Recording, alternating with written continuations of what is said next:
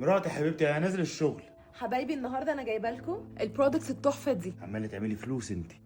حبيبي انا النهارده بعت 500 اوردر، رقم قياسي بالنسبه لي. ده يعني كام؟ ايه ده، انت بتعملي فلوس اكتر مني بكتير. حبيبي انا قررت ان انا افتح البراند بتاعي. في ايه مالك؟ ايه الطموح اللي انت فيها دي؟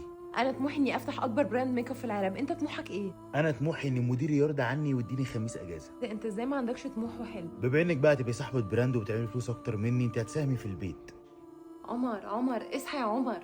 في ايه؟ انت بقالك كام يوم بتنام وما بتروحش الشغل، هو في حاجه؟ اروح الشغل ليه؟ انت بتدخلي 10 اضعافي، مش فارقه. حبيبتي ما تجيبي فلوس عشان انزل اخرج مع اصحابي. طب هات شنطتي. طيب بص يا حبيبي، ايه رايك في العربيه الجديده اللي انا جبتها؟ حلوه. انت هتجيبي لي واحده؟ انا نازله، عايز حاجه؟ هو كل شويه نزول؟ مفيش نزول النهارده. نعم، انت بتقوليش انزل ولا ما انزلش، انا حره ولا اقطع عنك المصروف؟ انا اللي عملت في نفسي كده. مش عيب ان الست تعمل اكتر من الراجل، بس العيب ان ما يكونش عندك طموح وما تشتغلش باقصى طاقتك وتخلي مراتك تصرف عليك وعلى البيت. الراجل دوره ان هو يصرف على البيت وعلى مراته على قد قدراته.